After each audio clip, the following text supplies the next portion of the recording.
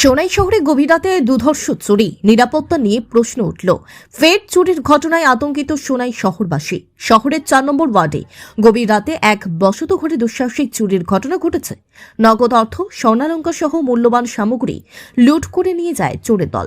ঘটনাকে কেন্দ্র করে এলাকায় তীব্র চাঞ্চল্য সৃষ্টি হয়েছে এবং নিরাপত্তা ব্যবস্থা নিয়ে উঠেছে বড়সড় প্রশ্ন। ঘটনাটি ঘটে গত শনিবার রাতে। জানা গেছে ওই ওয়ার্ডের বাসিন্দা দীপঙ্কর দাস ও তার পরিবার সেদিন বাড়িতে উপস্থিত ছিলেন না। সেই সুযোগকেই কাজে লাগায় দুষ্কৃতীরা।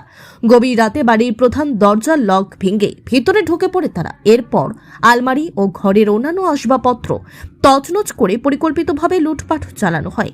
ভুক্তভোগী পরিবারের অভিযোগ অনুযায়ী চোরেরা প্রায় 4 থেকে 5 ভরি স্বর্ণালঙ্কার নগদ আনুমানিক 40 থেকে 45 হাজার টাকা, পাশাপাশি গুরুত্বপূর্ণ নথিপত্র ও অন্যান্য প্রয়োজনীয় সামগ্রী নিয়ে পালিয়ে যায়। পরদিন সকালে ঘটনাটি প্রকাশ্যে আসতেই এলাকায় ব্যাপক চাঞ্চল্যের সৃষ্টি হয়। গৃহকর্তা ইতিমধ্যে সোনাই থানায় লিখিত অভিযোগ দায়ের করেছেন। অভিযোগের ভিত্তিতে পুলিশ তদন্ত শুরু করেছে, তবে এখনো পর্যন্ত ঘটনার সঙ্গে জড়িত কাউকে গ্রেফতার করা সম্ভব হয়নি। শহরের জনবহুল এলাকায় এ ধরনের চুরির ঘটনায় স্থানীয় বাসিন্দাদের মধ্যে আতঙ্ক ছড়িয়ে পড়েছে।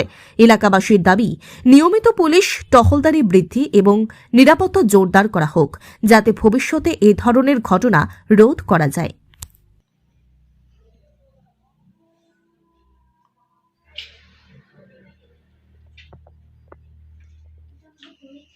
এটার মধ্যে ঘড়ি ছিল, ও রয়েছে এই লাইন।